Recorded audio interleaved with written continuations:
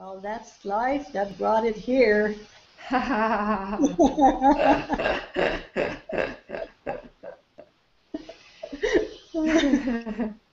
So, Della, Magali says, "Hi Della, such a great sensation to see you, to feel the enjoyment and love, and knowing that I am in Brussels."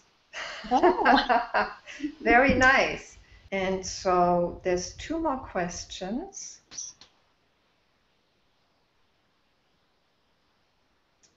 Sujati asks, Della, I have a question.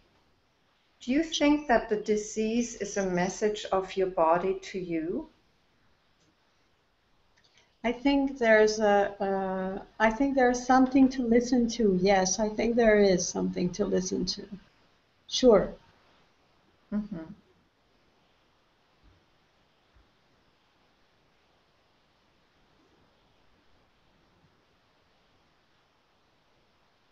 So maybe a follow-on question from that would be, so how do you listen to that? How do you welcome that message? Mm.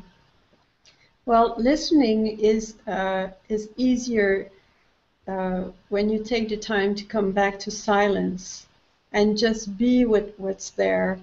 And you know, when I did that, the first thing that happened was gratitude. Gratitude for a stop.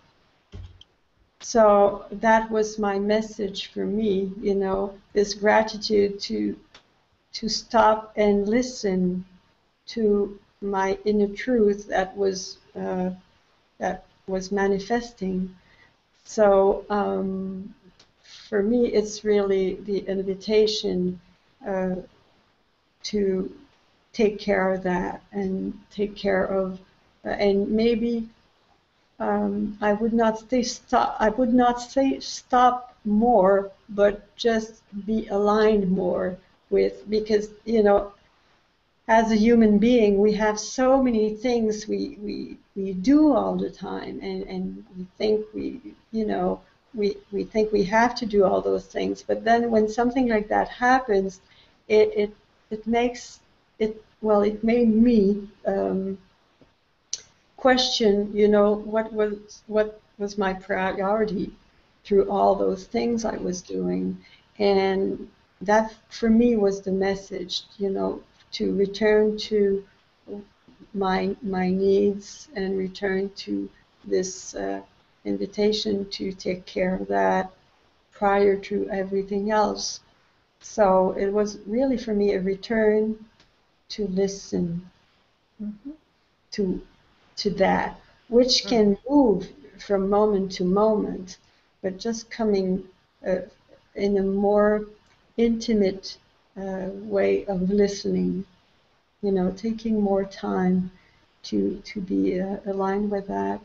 So that was the message for me. Thank you, Della. Mm. There's one more question that I see. Jim Watson asks, could you talk about your awakening experience? Yes. Well, I was not a seeker. I had a happy life with children. I was a physician. Um, and one day during hypnosis, I had this experience of near-death experience, you know, uh, going into light and becoming one with this unconditional love. And after this experience, this love never left. It just, it was, it was who I am. But then the process after that lasted a couple of years. It was the scraping, I'd say, of ego, of identity, of having to let go many, many things I thought I was attached to. So it was, and it was an interesting path. I would not say that it was an easy path because I didn't have much ideas about awakening and stuff like that. I had some clue from my brother and from a friend, but I was not a seeker. So I was not searching for having my egos uh, scrapped like that. So, but at one point it just ended. There was a surrender. There was an unconditional surrender to life. It stopped because I was ready at that point to let go of whatever was needed to go for this love.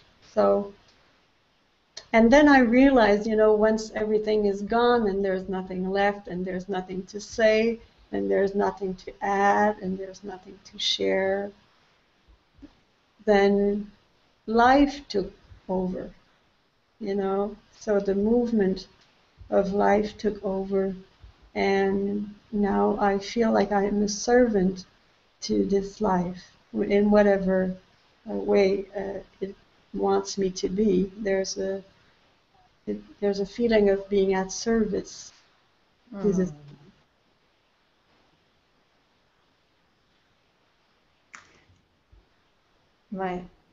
Della, my sense is that when the ego steps out of the way, there's only service left, right? I mean, then life's just living through us, and whatever it is that it moves us to do will be of service. Because it is part of life and it serves the rest of life. Whether it's creative or whether it's very ordinary, taking care of your children, looking after an ill partner, feeding oneself. Yeah. It's all in service of life. Yes. But the thing is, we already do that before. It's just that we don't realize. We think we are in control of all those movements, but life just lives, and we already are driven by life. So, yeah, through ego or not, doesn't matter. It's the same life. Yes. Yeah. And Mari asks, she's from Hungary, does Della offer healing circles also in Europe, in Brussels, for example? Well, I give healing sessions during retreats. So sometimes yes, sometimes I have, like tomorrow we have a healing session during our weekend retreat. So that's going to happen tomorrow. But usually when we give a retreat, I give retreats with Michael, which is my partner. And so during our retreats, most of the time now we give healing circles. We offer healing circles too. Yeah, it's part of that. Yeah, and maybe just to say, your website is dellainvitation.com. Yes. And if you go there, Mari, you will find Della's program. But so far, my sense is that everything you're offering is in French, right? It's been in French, yeah, till today. Till today. No, we don't know.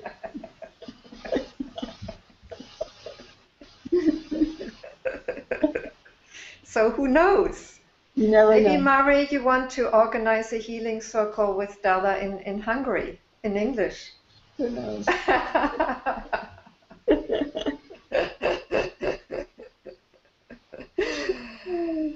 Yeah. So I think we're coming to a kind of natural end. Yeah. And I'm very aware that you're already offering a retreat in Brussels, so you have very full days. So I think it's time we let you take a rest, have a vacation.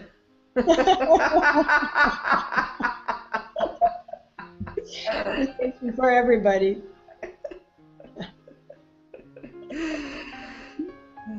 Yeah, and thank you so much, Della. Thank you for, facing the challenge of doing this in English.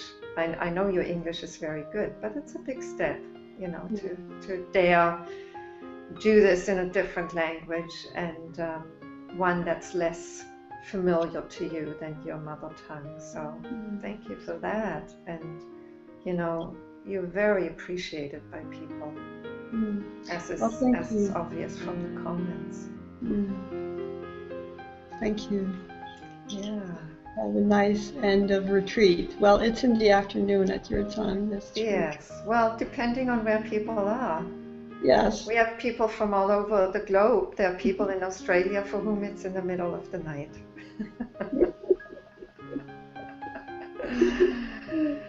Yeah. So thank you, Della. Thank you.